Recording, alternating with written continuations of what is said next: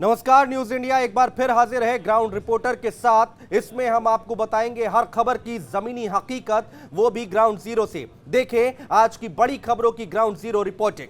प्रधानमंत्री नरेंद्र मोदी ने आज देश के नाम संबोधन किया। देश के नाम संबोधन करते हुए उन्होंने कहा, जिस तरह से कोरोना काल में लोगों ने काफ़ी परेशानियां झेली और भारत सरकार ने कल ही अपना वैक्सीनेशन का जो 100 करोड़ का लक्ष्य जो प्राप्त किया है, उसको लेकर के भी प्रधानमंत्री ने काफ़ी तारीफ की और उन्होंने कहा कि इसमें सबसे बड़ी जो भूमिका थी वो कोरोना योद्धाओं की थी, जिन्होंने इस कार्यक्रम को सफल बनाने में पूरी मदद की। यही नहीं, प्रधानमंत्री ने यह भी कहा कि वैक्सीनेशन कार्यक्रम से वीआईपी कल्चर को पूरा दूर रखा गया। इसी के साथ साथ प्रधानमंत्री ने कहा कि वैक्सीनेशन गांव, कस्बे, मोहल्ले, शहरों तक पहुंची, हर उस व्यक्ति तक पहुंची जिसको वैक्सीनेशन की ज़रूरत थी। इसी के साथ साथ प्रधानमंत्री ने कृषि क्षेत्र की भी काफ़ी तारीफ की, क्योंकि कोरोना काल के दौरान जिस तरह से कृषि क्षेत्र ने देश की अर्थव्यवस्था को बनाए रखा और कृषि क्षेत्र में उत्पादन से देश में किसी भी चीज़ की कमी ना होने दी, उसको लेकर के भी प्रधानमंत्री ने काफ़ी तारीफ की।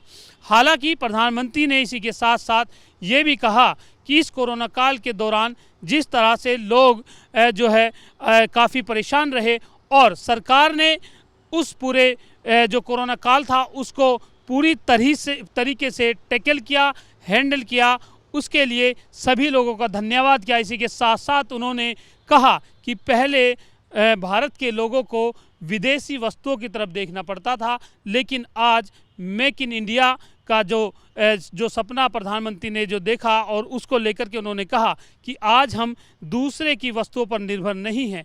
इसी के साथ साथ प्रधानमंत्री ने कई और अहम जो मुद्दे थे उन पर बातें की और देश की जनता को संबोधन किया और कहा कि वो भरोसा बनाए रखें और इसी तरह से वो अपने लक्ष्य को प्राप्त करते रहेंगे।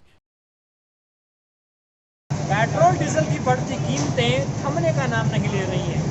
रोजाना 30-35 पैसे की बढ़ोतरी के साथ ही पेट्रोल डीजल की कीमतें नया रिकॉर्ड बना रही हैं। पूरे देश भर में पेट्रोल डीजल के दाम ऐतिहासिक ऊंचाई पर पहुंच गए हैं।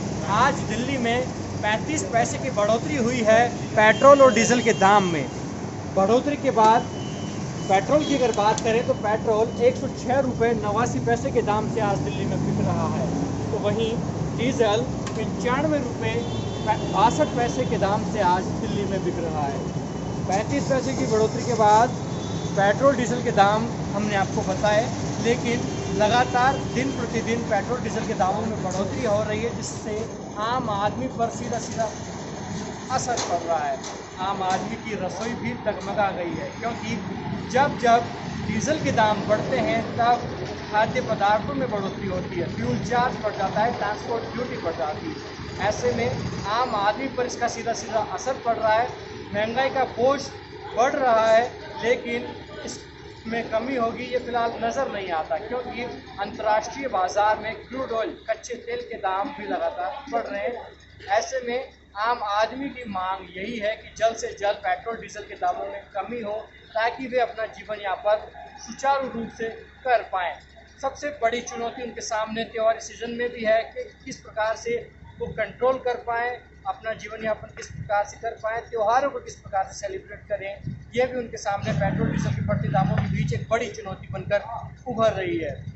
ऐसे में जिस प्रकार से महंगाई में बढ़ोतरी हो रही है, ऐसे में उस पर कहीं ना कहीं कमी होगी, ये फिलहाल कहीं नजर नहीं आता है।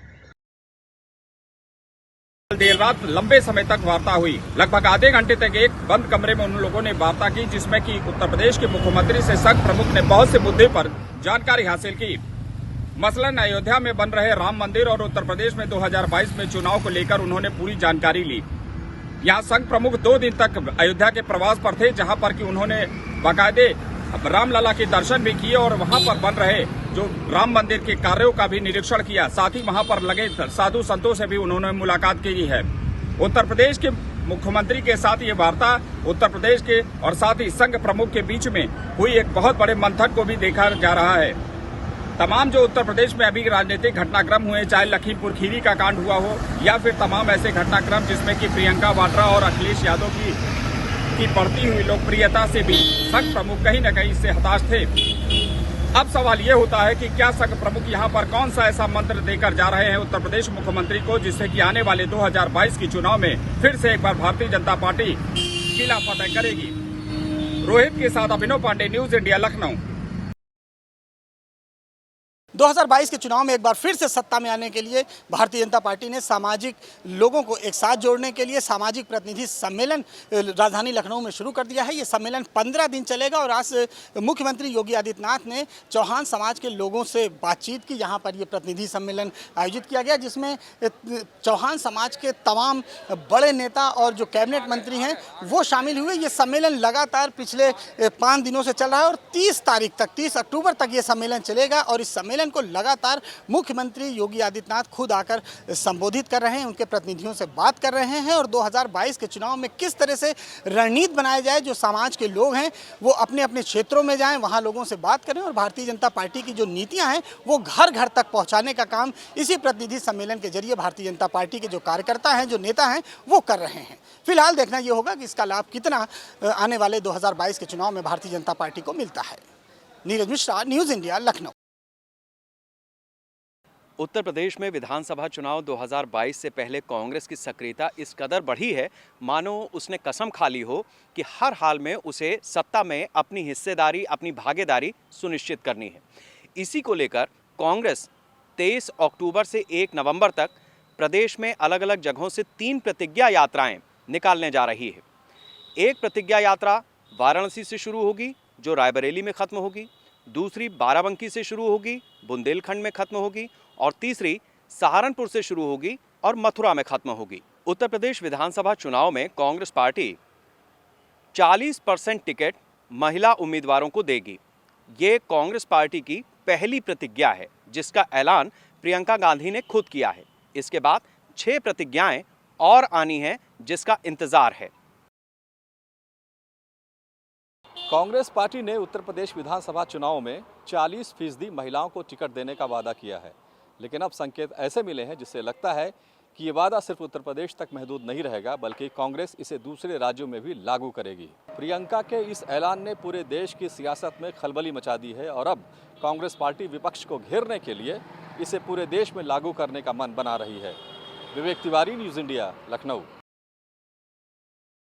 राजस्थान में विधानसभा उपचुनाव को लेकर के सरगर्मियां तेज हो गई। इस बीच राजस्थान की पूर्व मुख्यमंत्री वसुंधरा राजे का बयान आया है, कहा है कि कांग्रेस का जहाज डूबता जा रहा है। वहीं इस बयान को लेकर के राजस्थान सरकार के मुख्य सचेतक महेश जोशी ने वसुंधरा राजे के बयान पर पलटवार किया है। उन्होंने कहा है कि जहाज तो भाजपा का डूबता जा रहा है, भाजपा में गुटबाजी चल रही है, मुख्यमंत्री के कई चेहरे हैं, लेकिन इस तरीके से बयान नहीं देना चाहिए। उन्होंने कहा है कि राजस्थान की सरकार ने बेहतर कामकाज किया है, कोरोना को लेकर के कामकाज किया है, बेहतर वैक्सीनेशन को लेकर के बेहतर काम किया है, साथ ही प्रशासन गांव के संग, शहरों के संग जो चल रहा है उसको लेकर के बेहतर काम किया। लेकिन इस तरीके से बयानबाजी जो है वसुंधरा राजे को नहीं करनी चाहिए। अपने भाजपा में क्या चल रहा है उसको लेकर के देखना चाहिए। कांग्रेस पर किसी भी प्रकार की कोई कमेंटमेंट नहीं करना चाहिए, क्योंकि कांग्रेस का बेहतर काम इस तरीके से मुख्य सचेतक महेश जोशी ने ये बयान दिया है। बहरहाल देखने वाली बात होगी इन बयानों के बाद में जो विधानसभा उपचुनाव उस पर कितना असर पाता है।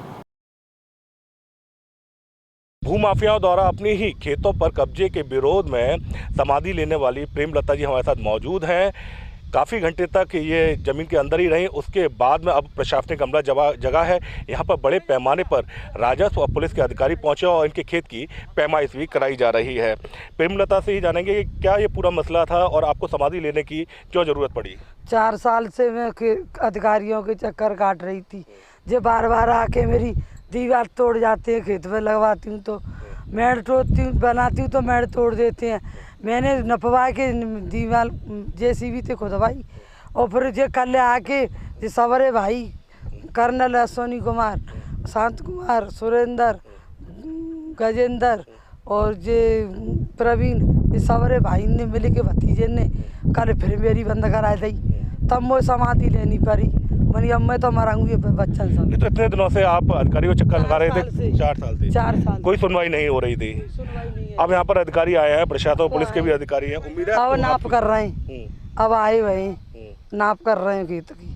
अब संतुष्ट है जो कार्रवाई हो रही है? हाँ, कार्रवाई है जाएगी, संतुष्ट रहूंगी। कहीं ना कहीं समझा जा सकता है 4 साल से प्रेमलता पूरी तरह से परेशान थी और कहीं ना कहीं दर दर की ठोकरें प्रशासन और पुलिस के अधिकारियों के यहाँ खा रही थी। अब मीडिया में ये खबर सुर्खियां बनने के बाद में कहीं ना कहीं प्रशासन की नींद जगी है और यहाँ पर प्रशासन और पुलिस के आला अधिकारी मौके पर पहुंचे।